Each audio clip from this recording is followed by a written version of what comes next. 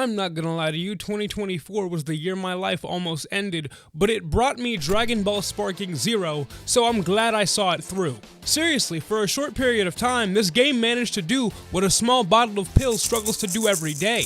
There weren't and still aren't many reasons to get out of bed in the morning, but one of them was definitely Dragon Ball Sparking Zero. I felt like a kid again getting up early to enjoy my favorite video game. Hell, I did the exact same thing with the last game in the franchise, Budokai Tenkaichi 3. Except now I have two things that I lacked as a child, a lack of self-respect and access to Wi-Fi. And so of course I went headfirst into this game's online community, and man, did I suffer. Thank God I'm not lactose intolerant because it was just cheese. When you play games online, people already don't play fair, but in Sparking Zero, they're savages. And that's not really surprising. Stuff like this is baked into the DNA of the franchise. Sparking Zero truly has been broken ever since it was Budokai Tenkaichi. There are mechanics that are absolutely nasty, characters and moves that make no sense. In most fighting games, the aim is to make characters somewhat balanced in the end. Two players can pick two characters, and really it boils down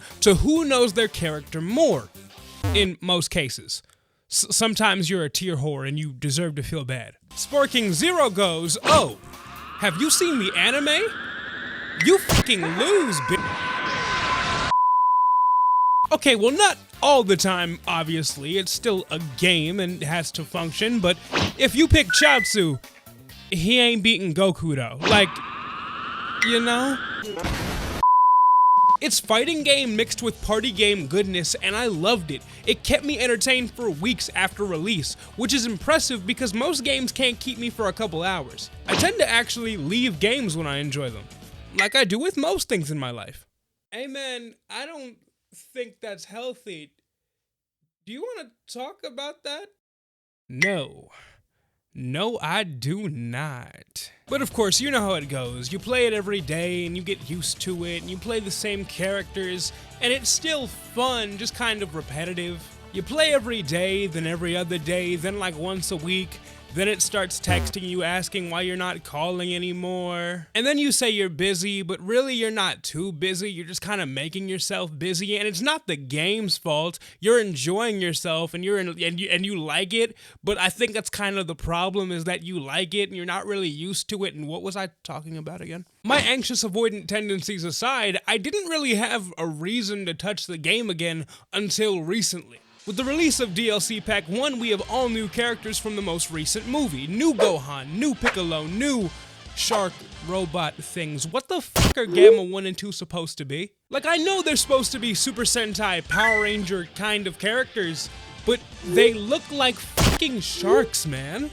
And that's not a problem. My only issue is they don't have a Zord, and that makes me really sad. There's even a giant monster in the movie. We could have had something great. And even though, yeah, besides Gamma 2, every single character added is just a different version of an established character, they still feel really fun. They somehow managed to make Gohan feel just as cool as when he was 11, which is a really weird sentence. And I never thought I'd see the day where we get a game where Piccolo has an actual transformation. They put a lot of work into his orange form, or as I call it, Debo mode. The only thing they didn't add that I wish they did were more new stages. I want to play at the new Red Ribbon headquarters so bad. It looks so cool in the movie. But yeah, all in all, the game is fun. Ever since the game's release up to now, I like it, I'm gonna keep playing it, and that's probably gonna be true until the rest of the DLC releases. Even though the next DLC pack kinda looks ass. I plan on playing Sparking Zero for as long as I can because I've waited long enough. I was like 9-10 years old when I first played Budokai Tenkaichi 3 back on my Wii.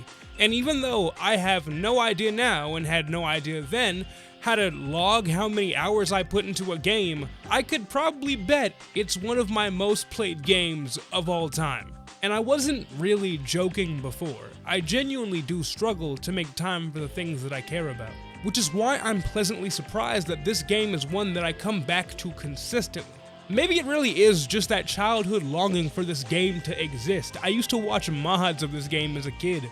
Will this game be dead in like 6 months? I don't know, man. I can't see the future. All I know is that me and my boys are excited to have it and that we plan on getting really drunk to some matches. So pick up the sticks, go online, and maybe you'll find me off the Malibu in Sparking Zero. I'm Intro, you've wasted your time, but thank you so much for watching. Please be sure to like, comment, and subscribe, and share the video around. It really helps out the channel. And please be sure, if you'd like, to join the Patreon for just $1. It really helps out the channel. I try to upload every single Saturday, so maybe I'll see you next weekend, but if I don't, thank you again so much for watching, and I'll see you later.